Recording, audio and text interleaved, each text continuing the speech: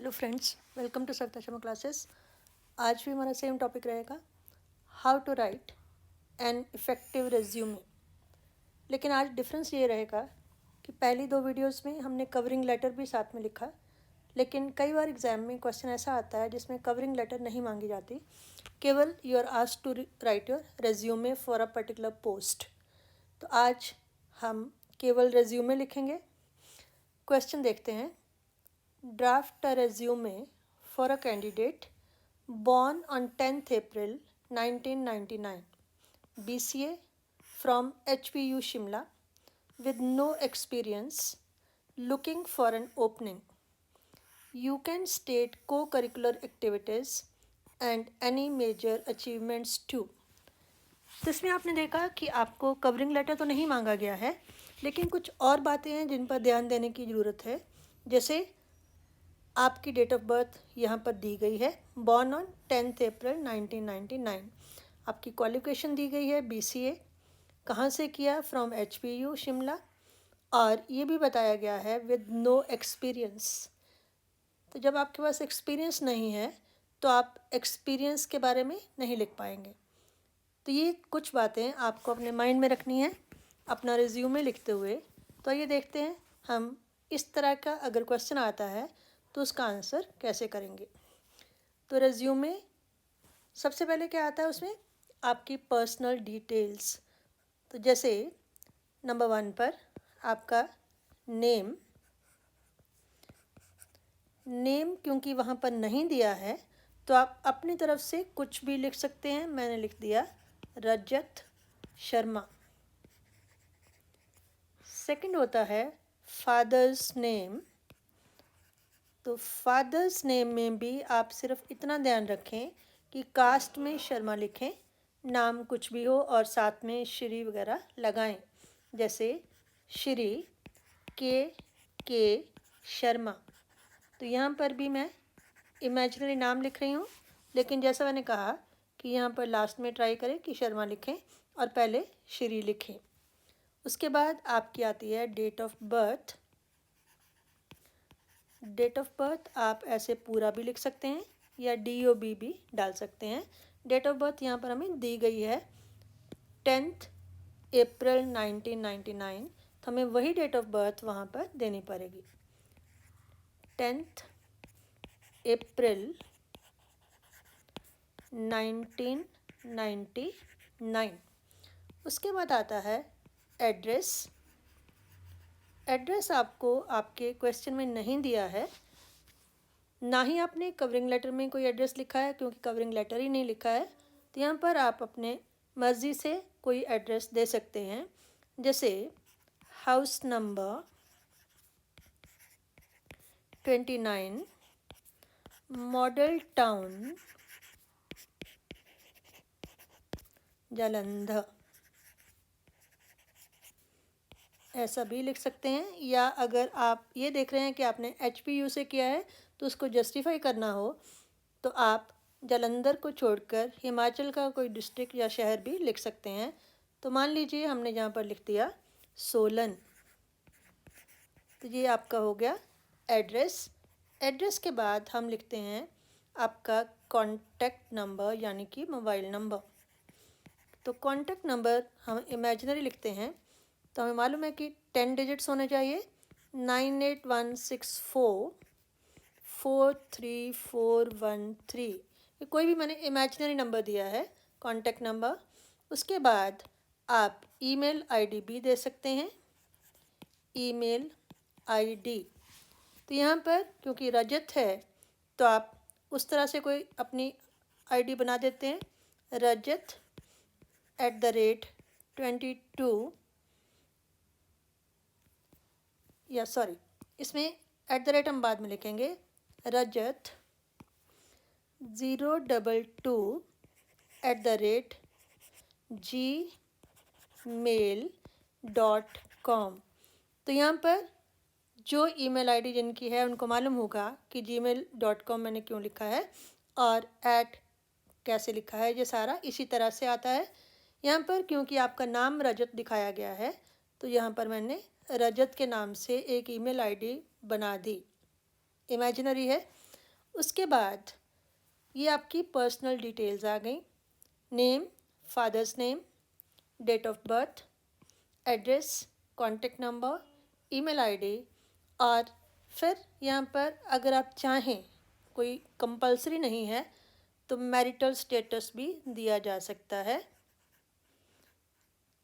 या फिर मैरिटल, क्योंकि आपकी एज अभी 21-22 है तो अंडरस्टूड है कि आप मैरिड नहीं होंगे, तो इसको हम रहने देते हैं। नेशनैलिटी लिखी जा सकती है, ये भी ज़रूरी नहीं होता है, आप चाहें तो लिख सकते हैं। Nationality Indian. मैं बेसिकली एक जगह को फिल करने की कोशिश कर रही हूँ कि वैसे नेक्स्ट पेज पे हम आपकी एजुकेशनल क्वालिफिकेशन लिखेंगे। तो आगे आते हैं आपकी एजुकेशनल क्वालिफिकेशन। पहले आपने पर्सनल डिटेल दी, अब एजुकेशनल क्वालिफिकेशन। तो इसमें पहले दोनों वीडियोस में अलग अलग तरह से लिखी हैं, चाहे आप फर्स्ट वीडियो की तरह लिखते हैं चाहे सेकंड वीडियो की तरह लिखते हैं। तो यहाँ पर मैं फर्स्ट वीडियो की तरह आपको लिख के बताती हूँ। वहाँ पर हमने इस तरह से कॉलम बनाया था और उसमें फिर हमने अलग अलग क्लासेस के लिए कुछ डिटेल्स लिखी थी।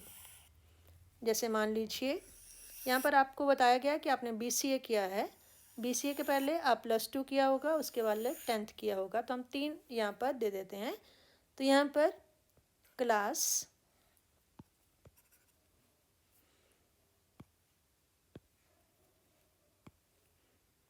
सबसे पहले आपकी क्लास, उसके बाद यूनिवर्सिटी या स्कूल, बोर्ड कह लो, बोर्ड या यूनिवर्सिटी, उसके बाद आपके मार्क्स या फिर परसेंटेज। परसेंटेज हम इस तरह से लिखते हैं, परसेंटेज।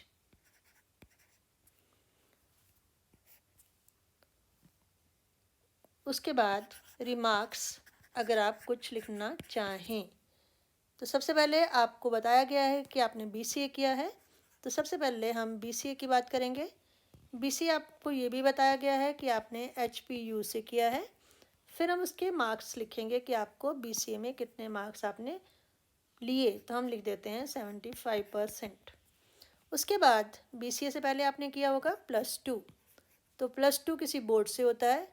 मान लीजिए आपने CBSE बोर्ड से किया, इसके मार्क्स B हम लिख देते हैं, मान लीजिए 72%। फिर 10th, वो भी आपने CBSE बोर्ड लिख दिया और मार्क्स आपके 76% हमने लिख दिए। तो एक तरह से ये आपकी एजुकेशनल क्वालिफिकेशन हो गई, आपका क्लास, बोर्ड या यूनिवर्सिटी और परसेंटेज। रिमार्क्स हमें कोई ज़्यादा लिखने को है नहीं तो हमने नहीं लिखा, इसको आप खाली छोड़ सकते हैं। उसके बाद एजुकेशनल क्वालिफिकेशन के बाद उन्होंने क्या बोला है आपके क्वेश्चन में, आइए देखते हैं। एक तो ये है विद नो एक्सपीरियंस, और दूसरा है you can state co curricular activities and any major achievements. तो को करिकुलर एक्टिविटीज़ के बारे में उन्होंने पूछा है, तो हम लिख देते हैं। सबसे पहले आपका हेडिंग बन जाएगा को करिकुलर एक्टिविटीज़। को करिकुलर एक्टिविटीज़, इसमें स्पोर्ट्स भी आ सकता है, आपके कल्चर के बारे में भी आ सकता है, तो इसमें हम दोनों ही लिख देते हैं। Captain of college football team, और नंबर 2 पर सेक्रेटरी, इसके स्पेलिंग आपने ध्यान में रखने हैं। द डिबेटिंग क्लब, डिबेट होता है वाद विवाद, तो कॉलेज में अलग अलग तरह के क्लब्स बने होते हैं, सोसाइटीज़ बनी होती हैं, secretary of the debating society भी लिख सकते हैं आप। तो ये आपका आ गया को करिकुलर एक्टिविटीज, स्पोर्ट्स में भी और कल्चर में भी।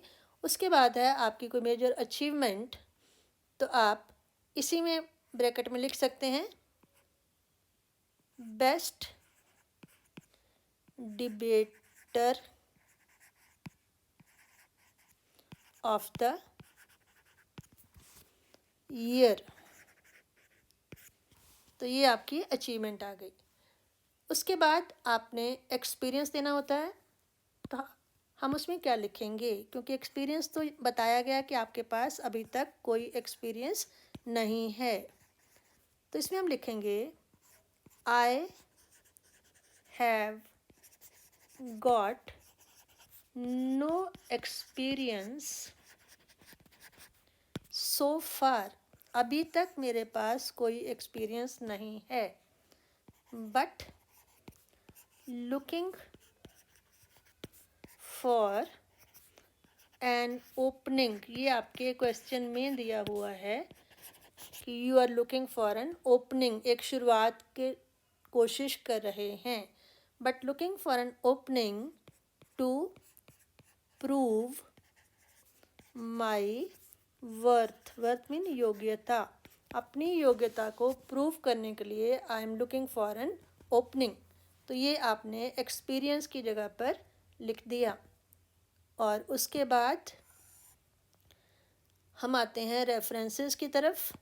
आपको पता है हमने हर बायोडाटा में रेफरेंसेस देने होते हैं। तो यहाँ पर पहले हमने किया था कि जहाँ पर भी हमने एक्सपीरियंस शो किया था वहाँ साथ में वहीं से एक रेफरेंस हमने उठा लिया था, लेकिन यहाँ पर हम ऐसा नहीं कर सकते। तो हम क्या करेंगे कि कोई भी 2 रेफरेंसेस दे देंगे।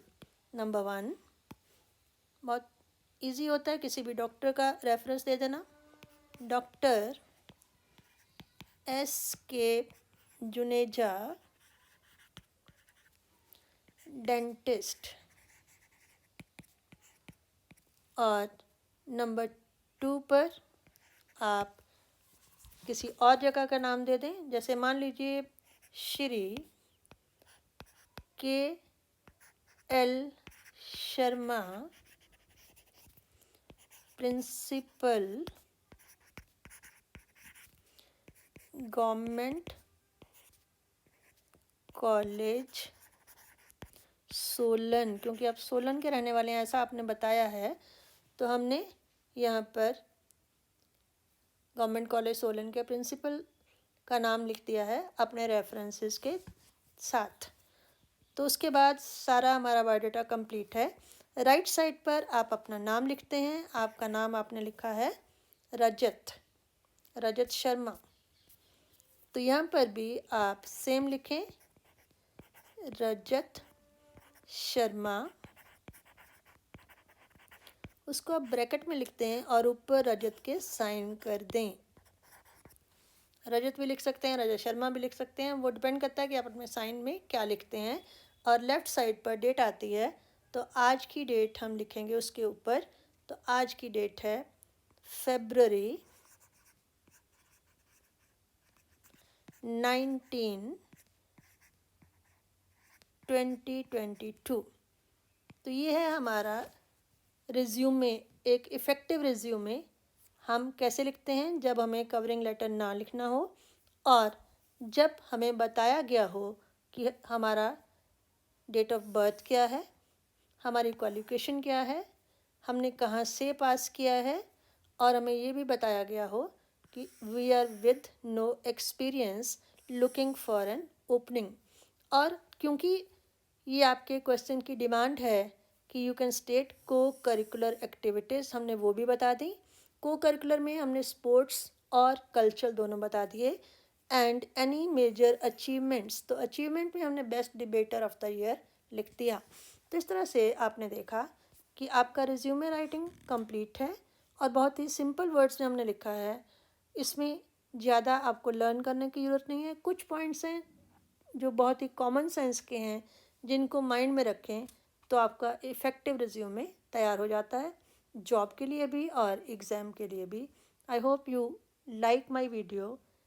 और अगर आपको पसंद आती है तो इसे शेयर करें अपने फ्रेंड सर्कल में। और अगर आपने या आपके फ्रेंड्स में से किसी ने अभी तक सब्सक्राइब ना किया हो तो मेरे चैनल को सब्सक्राइब करना ना भूलें। Thank you.